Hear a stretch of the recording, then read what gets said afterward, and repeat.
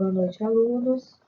Nós vamos dar sequência à nossa segunda aula, que no último encontro presencial nós não conseguimos finalizar a discussão dos dois textos propostos, né? Então, hoje a gente vai dar sequência. É claro que numa videoaula a gente não consegue ter essa interação e sanar todas as dúvidas. Então, eu peço que vocês anotem conceitos que vocês tiverem dúvidas, inquietações e colocações que vocês gostariam de estar fazendo, né, nos nossos encontros presenciais, que espero em breve já estar retornando. Eu não posso me alongar na minha fala, porque se a gente grava um vídeo muito pesado, também não tem como a gente estar transferindo para vocês esses dados, né? Então, essa semana também estarei postando os pontos da resenha, tá? Então, quem ainda não fez, por favor, mandar no meu e-mail. No final dessa aula, eu apresento para vocês os temas do seminário. Aí, se vocês estiverem como conversando e pensando a respeito dos temas, aproveitar esse momento e começar já a fazer as pesquisas. Então, vocês acham que tem autonomia para isso, de vocês conversarem em grupo e decidir, né? Então, vamos tentar dar sequência, então, à nossa aula de psicopatologia. Bom, nosso último encontro, a gente estava discutindo um pouquinho a relação entre a psicanálise e a psiquiatria. Então, a gente conversava um pouquinho da diferença na relação de como é visto, né, o olhar da psicanálise e o olhar da psiquiatria em relação ao sintoma. Eu acredito que a gente parou no slide 8, aqui onde eu estou agora, e então vamos dar sequência no slide 9, onde a gente começa a falar da maneira que a psicanálise valoriza esse saber subjetivo do sujeito na experiência da loucura e como considera um saber no sintoma, né? Então, em aula a gente discutiu um pouquinho a respeito disso, de que muitas vezes o sintoma ele se apresenta para nos dizer algo, né, sobre esse sofrimento psíquico. Comentamos a respeito dos 5 casos de histeria, o caso Elizabeth, da jovem que tinha desejo de ficar com o cunhado, e quando a irmã morre, ela pensa, então agora eu posso. E a partir desse pensamento, dessa angústia, desse conflito, ela começa a desenvolver esse sintoma, que seria a paralisia dos membros inferiores, né? Ela não consegue andar, né? Então, muitas situações do nosso histórico, do nosso inconsciente, como a gente já viu, ele é atemporal, então são situações que podem ter acontecido no passado e que reverbera depois no nosso presente e que às vezes dificulta o nosso andamento, uma melhoria em uma qualidade de vida, né? Então, Freud, ele mostra pra gente que o sintoma tem muito a dizer, né, sobre o histórico de cada indivíduo. Então, voltando aqui no slide, o discurso freudiano considerou o sintoma como um enigma, ou seja, o sujeito diz alguma coisa sobre o que lhe ocorre, mas de forma indireta ou velada. Então, por exemplo, no caso da Elizabeth, é muito difícil para ela lidar com o fato de bancar isso, né, esse desejo dela de que agora que a minha irmã morreu, eu posso, né? Agora eu posso ficar com ele. Então, muitas vezes isso não é dado assim a princípio, né? Então, existe todo um trabalho do psicólogo em relação ao cliente para a gente chegar nesse entendimento dessas angústias, o que se passa no histórico de vida desse indivíduo, né? Então, voltando no slide, os sintomas e as outras formações do inconsciente tem em suas bases pensamentos inconscientes dotados de sentido. E é por meio dessas formações do inconsciente que a singularidade do sujeito se revela. Assim, a possibilidade de cura passa pelo resgate desse saber condensado nos sintomas e demais deformações do inconsciente, né? Então, aqui, mais uma vez, a gente pensa nesse respeito que a gente deve ter com o sujeito, de analisar cada situação, de analisar cada história, de cada particularidade que cada um tem do seu modo de constituição, do seu modo de funcionamento, tá? No slide 10, continuando, então todas essas formações do inconsciente se desdobrariam na transferência do fenômeno que torna possível a experiência analítica. É por meio da transferência que o saber condensado nas formações do inconsciente se atualiza no espaço analítico e, a partir disso, esse saber pode ser resgatado, restaurado, decifrado e explicitado. Então, no setting terapêutico, que a pessoa tem a oportunidade de falar e de ouvir, né, a sua própria fala e de criar sentidos, né, de elaborar situações, momentos que muitas vezes para nós estão bem resolvidos, porém não estão, né? Então tem muitas coisas aí que a gente acha que a gente já superou, que já está neutro, né? Que já está tranquilo, mas porém ainda não está, né? Então, tanto as neuroses quanto as psicoses eram marcadas pelo saber e pela verdade sobre a loucura. Enquanto a psiquiatria, ao negar a subjetividade na loucura, enunciando como a ausência de obra, promove a dissolução não apenas do sujeito, como também da própria clínica. A psicanálise reconhece em sua clínica a positividade de um saber sobre enlouquecimento, que reafirma que existe de singularidade na subjetividade. Como eu volto a falar, eu acredito que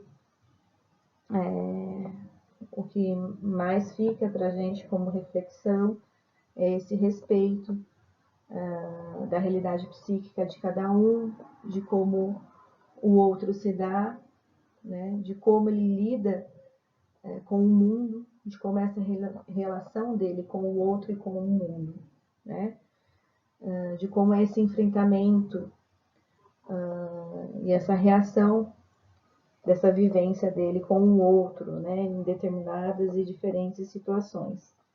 Então, é nesse sentido que o autor fala que a psicanálise tenta manter essa proposta de clínica, né, essa proposta de reconhecimento do discurso do outro.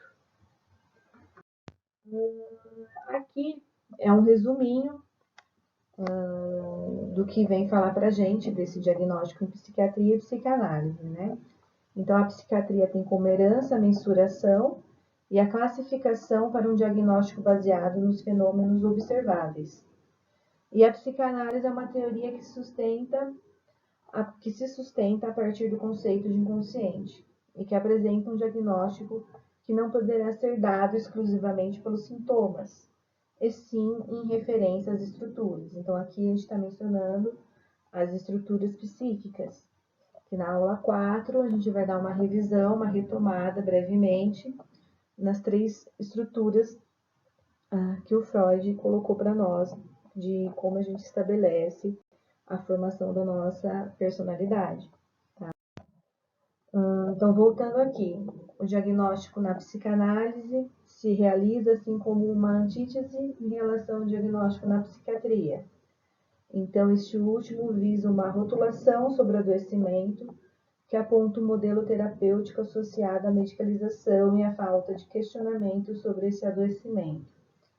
Então, aqui, como já discutimos em aula, A gente não está tentando de maneira alguma pensar em rivalidades entre psiquiatria e psicanálise, são olhares diferentes de observar esse fenômeno, mas são questões que a gente tem que se posicionar, então a gente tem que ter um entendimento sobre isso, que depois de formados a gente vai estar lidando com isso, então a gente vai ter que ter uma compreensão e um posicionamento referente a isso, né? Como a gente discutiu também em aula, a psicopatologia, ela não pertence à psiquiatria ou à psicologia, para todos os profissionais na área da saúde mental, mas são reflexões que a gente tem que ter uma compreensão do que a gente vai fazer em meio a tudo isso, né? A gente sabe que existe um mau uso da medicalização, a gente sabe que tem casos que realmente são necessários ter controles para o equilíbrio da pessoa, mas o que entra aqui se todas as vezes é necessário isso, né? É tirar do indivíduo essa maneira de ser ativo, né, nesse sofrimento psíquico dele. Porque a partir do momento que ele está muito neutro, muito medicalizado, ele se torna um sujeito passivo e que o discurso dele muitas vezes é enfraquecido e que potencializa o discurso médico, né? Então, a pessoa, o sujeito não sabe sobre si mesmo, né? Então, como se essa verdade estivesse sobre a responsabilidade do outro. Então, é nesse sentido que a gente está tentando dialogar sobre esse contexto. Então, aqui eu coloquei em verdinho para vocês que 72% dos envolvidos na reformulação do Manual Estatístico de Transtornos Mentais de 2013 possuíam algum tipo de vínculo declarado com as indústrias farmacêuticas. Então, institui a possibilidade que entre a ciência ela mesma e o uso ideológico do discurso científico exista uma zona cinzenta profundamente interessada em desqualificar outros métodos de tratamento. Então, fica aqui também para vocês essa colocação de que muitas vezes a gente tem que ter um entendimento de um todo do nosso cliente, de quem a gente vai estar recebendo, e pensar que se é interessante ou não a gente camuflar esses sintomas por meio da medicação, tá?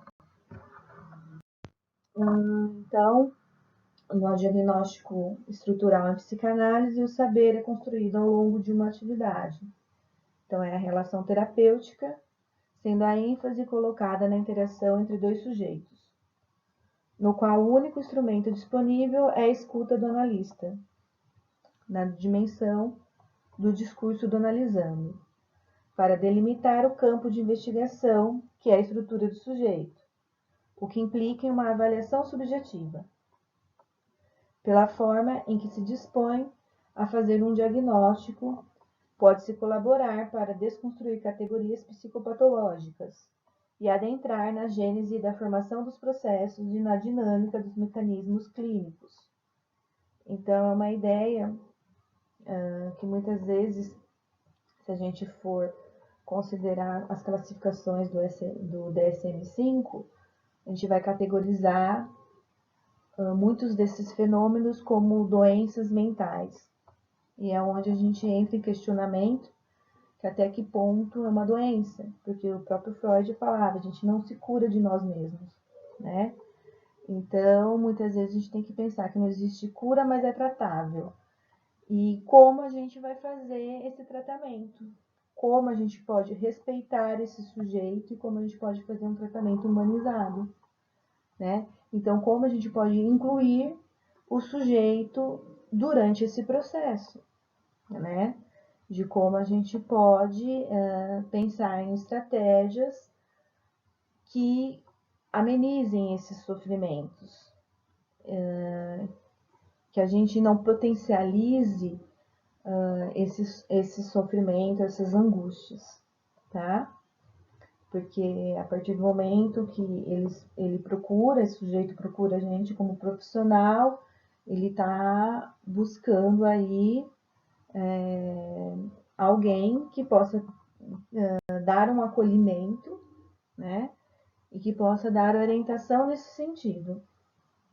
Então, são essas as nossas reflexões do que nós queremos ser depois de formados enquanto profissionais, como a gente vai reagir diante desse contexto.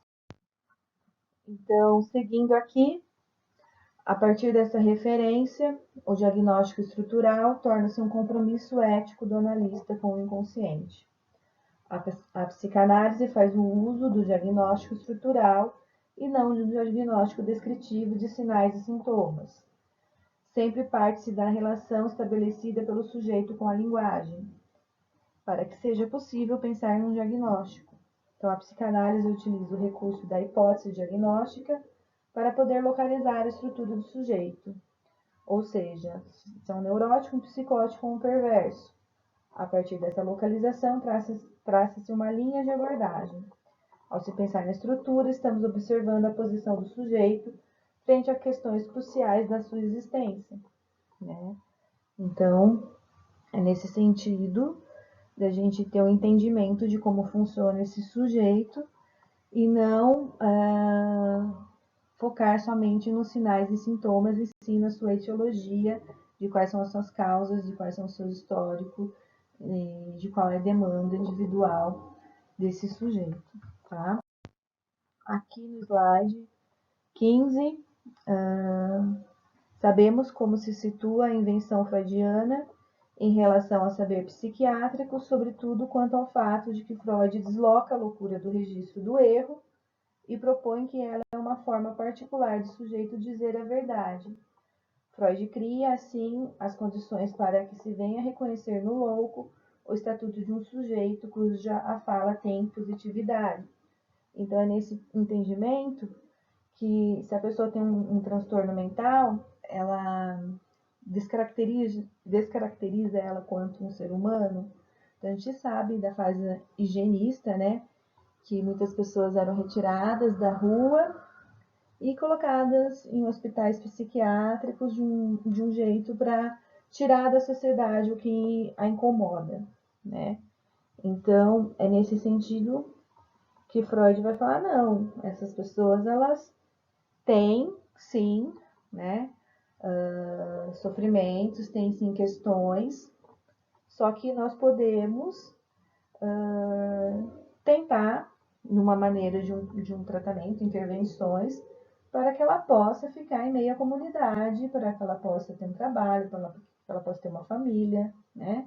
Então, é nesse sentido que a gente pensa nesse olhar que considera, né, a fala do outro, que considera a pessoa um sujeito com sentidos, com sentimentos, com pensamentos, com desejos, e potencializa isso, né? Então, a gente dá voz a essas pessoas. No próximo slide, a psicanálise trabalha com 3 grandes categorias clínicas em sua conceituação de funcionamento humano. Neurose, que nós temos a histeria e neurose obsessiva, psicose, paranoia, esquizofrenia, melancolia, hipocondria e hipertensão, e que a gente vai ver, né, nas próximas aulas, brevemente, um pouquinho de cada um. E aqui fica uma reflexão que fala um pouquinho a respeito desses diálogos, desses encontros que nós fizemos presenciais e que vocês tiveram a oportunidade de fazer uma resenha sobre isso, né? Então, se o objeto da medicina é o corpo e o seu objetivo, a saúde cabe à psiquiatria, filha da medicina, que apazigue os males da alma no corpo. Nesse sentido, retomamos a era hipocrática, localizamos a doença no corpo. Nada contra, afinal. Esse é o pai da medicina. Cabe à psicanálise escutar um sujeito em sofrimento e cabe ao analista atualizar-se no discurso contemporâneo. para que em tempos de DSM-5 ele seja capaz de acolher aqueles que chegam à sua clínica com dores na alma. Não interessa se o que faz relevo é o fenômeno ou a estrutura. Interessa-nos o desejo em clinicar e saber o que fazer. Diante dos embaraços, e assim podermos criar algumas possibilidades de laços entre psiquiatras e psicanalistas, para que ambos, cada um a seu modo, possam suportar e se manterem nos atravessamentos da psicopatologia da vida cotidiana. Então, essa reflexão aqui mostra pra gente que a parte biológica de ter esse sofrimento da alma no corpo e a gente pensar numa tentativa clínica das dores na alma, de como a gente pode acolher esse sujeito. Então, a gente sabe que atualmente, muitas vezes a psiquiatria vai tratar o sujeito pelo seu sintoma e que não vai ter esse espaço, essa oportunidade do sujeito elaborar coisas que diz respeito a si mesmo, né? E que anestesiar esses sintomas, muitas vezes, não vai dar conta, né? Esse indivíduo pode continuar com esses sofrimentos perdurando, né? Então, é nesse sentido que cabe a vocês tomarem essa decisão depois de formado, se vocês querem partir desse desejo em clinicar, de acolher e de receber essas pessoas e de ver como sujeitos que estão em sofrimento e que precisam de apoio, independente de DSM-5, independente de medicalização, independente da área em si com quem vocês estejam atuando, se é uma equipe multi ou não, né? Então, é nesse sentido que eu falo que a gente tem que se posicionar, tem que ter um entendimento disso, para a gente poder fazer as nossas escolhas pensando na qualidade de vida desse sujeito, tá? Aqui ficam as referências e aqui eu coloquei brevemente a divisão de grupos para os seminários. Eu coloquei no AVA a nossa ementa, se vocês quiserem ver a ementa da disciplina. Então, aqui eu deixei a parte dos transtornos sexuais para pesquisa. Então, o que tem que estar nesse trabalho? O conceito, os principais sintomas e qual é a visão e atuação desse psicólogo, da psicologia. Então, vão ser 2 processos de avaliação. A primeira avaliação vai ser no seminário oral, de como que vocês conseguem conduzir o caso, de conduzir essa fala. E o segundo momento vai ser pela escrita, do trabalho escrito que vocês vão entregar para mim, né?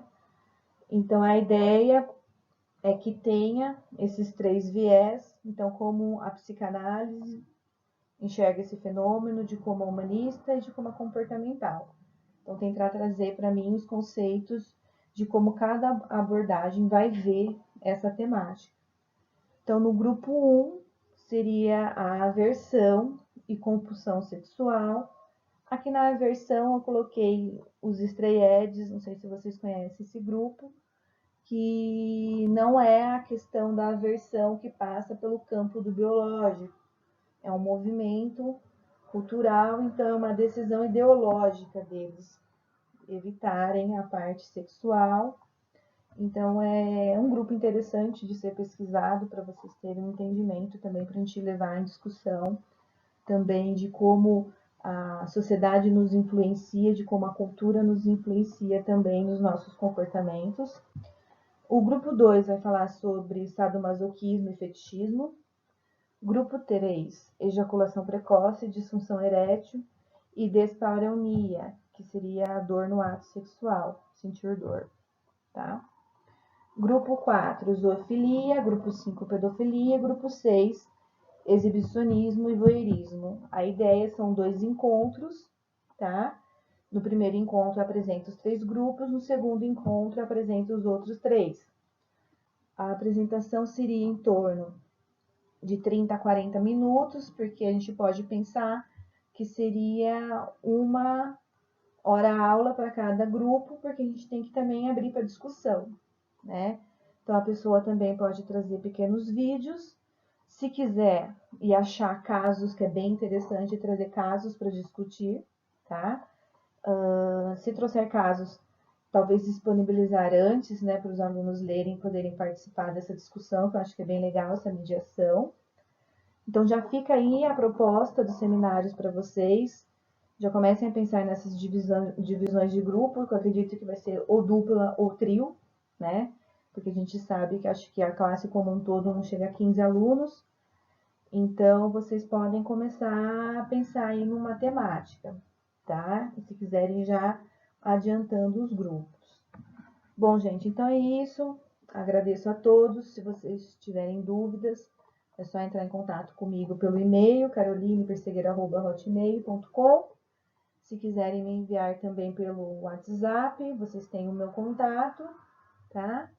E qualquer dúvida, estou à disposição.